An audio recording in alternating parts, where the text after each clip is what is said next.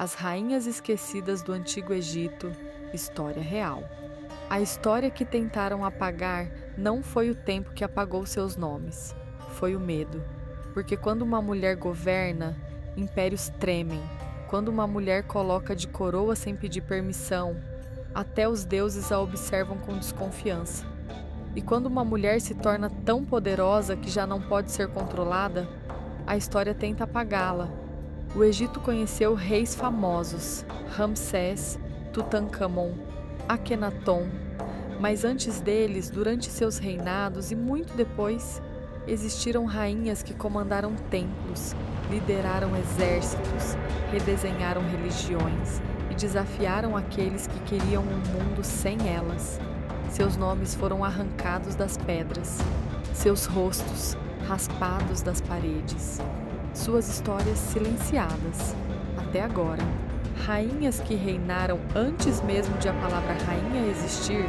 Cleópatra foi a última, mas definitivamente não foi a única.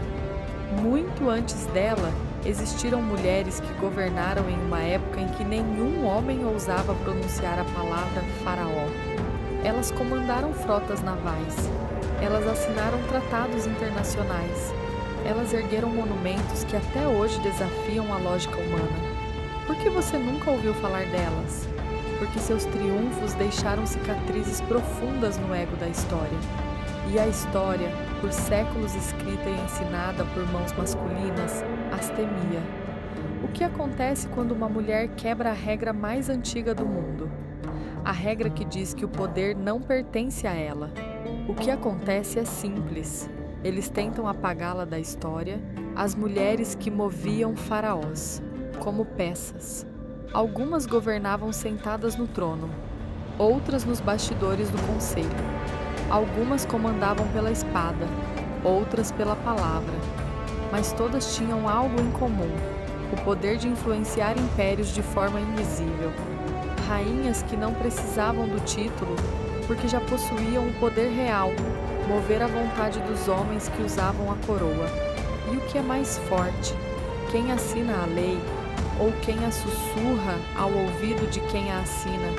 Essas mulheres cometeram o imperdoável, sobreviveram aos seus inimigos e por isso se tornaram lendas. Mas a história teme mulheres que se tornam eternas e então conspirou para apagá-las.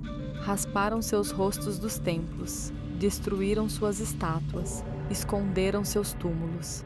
Mas existem verdades que nem mesmo a areia do deserto consegue enterrar, e esta é uma delas. Quando uma rainha conquista o poder, a história pode tentar apagá-la, mas jamais conseguirá esquecê-la. Elas reinarão novamente. Hoje, seus nomes respiram outra vez, não nos templos, não nos livros, mas aqui, na memória que estamos devolvendo a elas. Porque se o passado tentou silenciá-las, o presente tem o dever de ouvi-las. E se os faraós quiseram apagar seus reinados, nós vamos restaurá-los.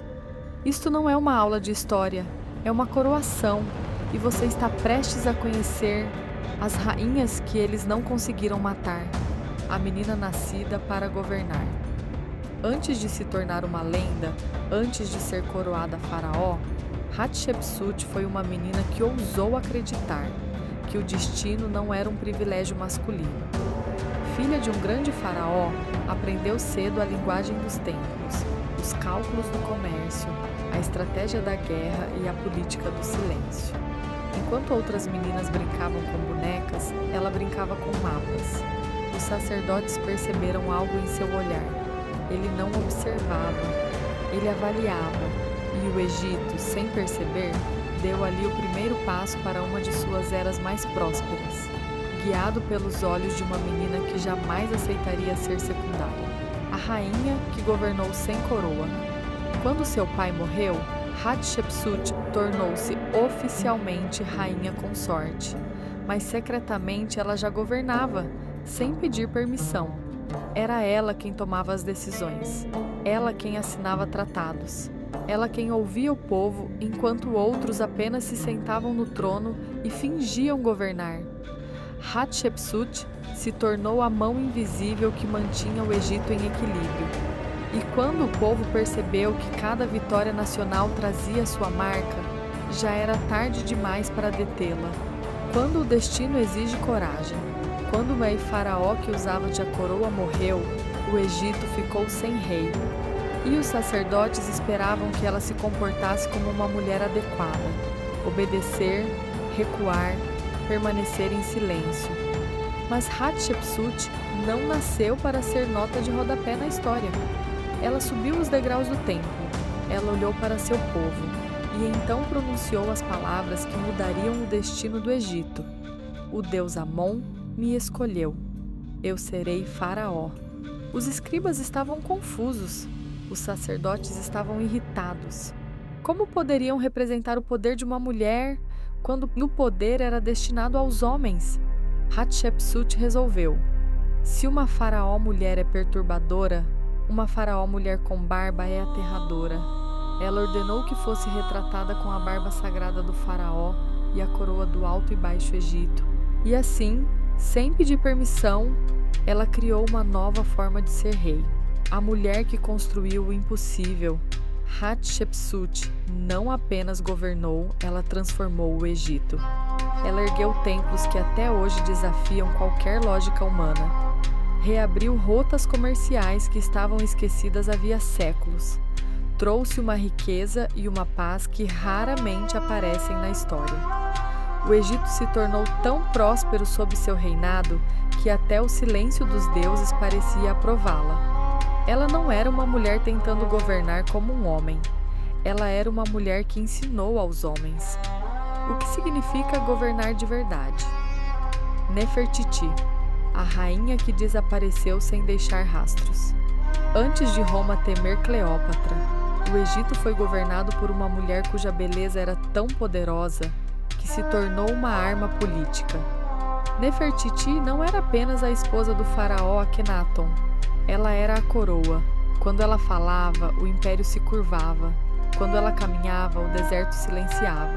Akhenaton a amava, o povo a venerava, e os deuses pareciam tê-la escolhido para mudar o mundo.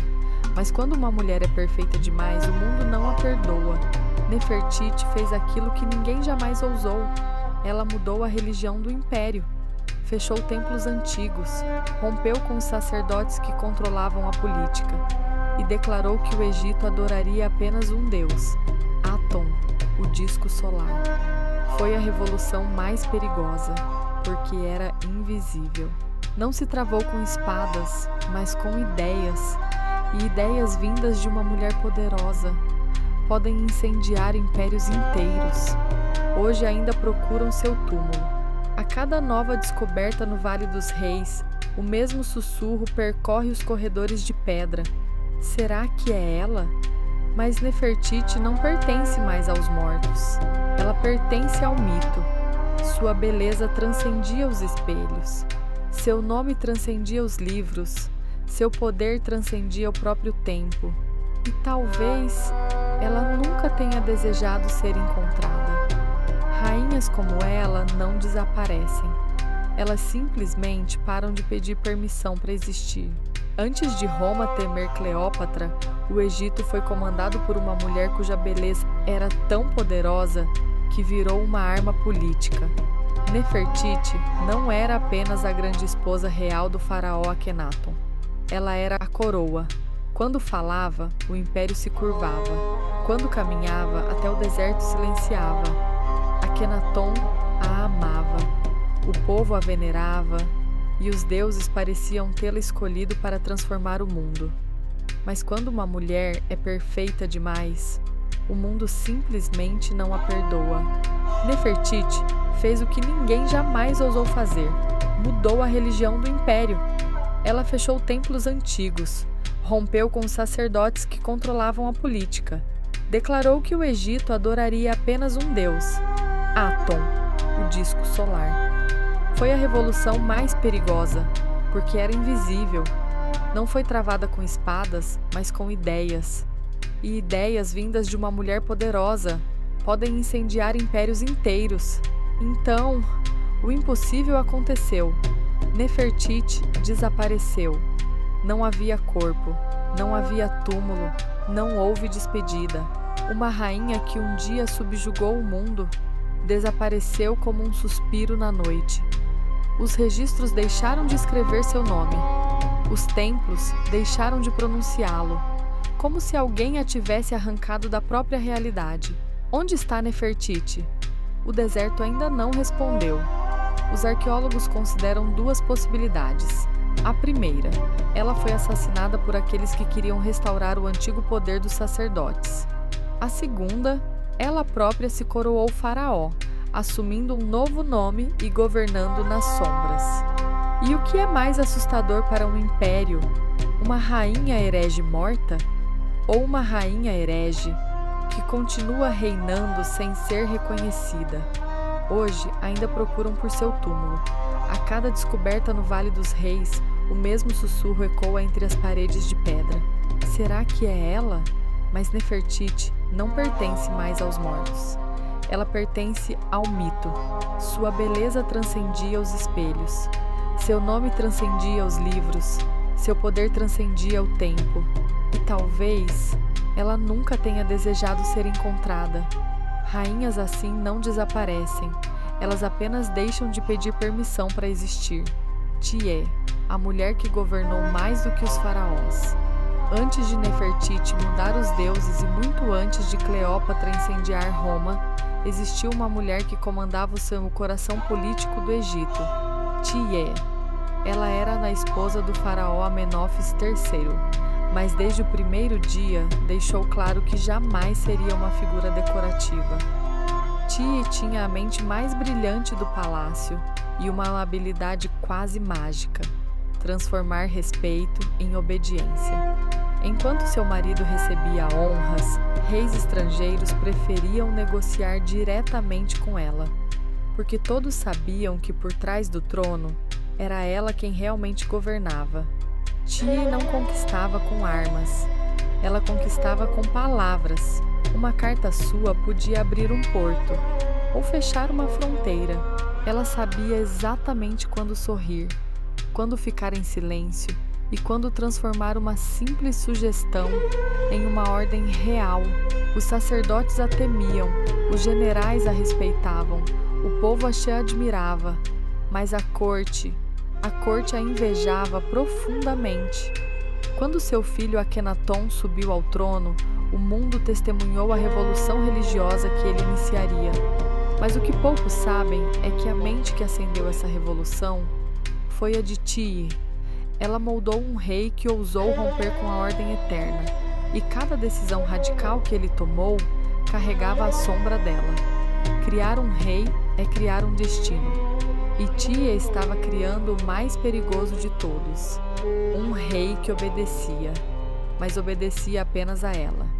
Tiê era a única mulher a quem reis estrangeiros escreviam pedindo ajuda, enviavam-lhe presentes, ouro, soldados, tudo para garantir que ela jamais se tornasse sua inimiga. Porque Tiê não precisava desembainhar uma espada.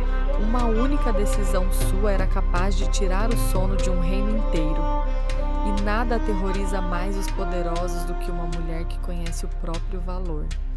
Quando Tiê morreu, os templos não celebraram sua partida. Os sacerdotes apenas suspiraram de alívio. Mas em sussurros, todos admitiram a mesma verdade. O Egito nunca mais teve uma governante como ela. A história tentou reduzi-la ao papel de mãe do faraó, mas Tiê reinou como a verdadeira arquiteta do império. E cada decisão importante tomada pelo Egito por décadas carregava sua assinatura, invisível, silenciosa e absolutamente poderosa. Sobekneferu, a faraó que reinou nas trevas. A primeira faraó confirmada. Antes de Cleópatra, antes de Hatshepsut, houve uma mulher que ousou sentar-se no trono proibido, Sobekneferu.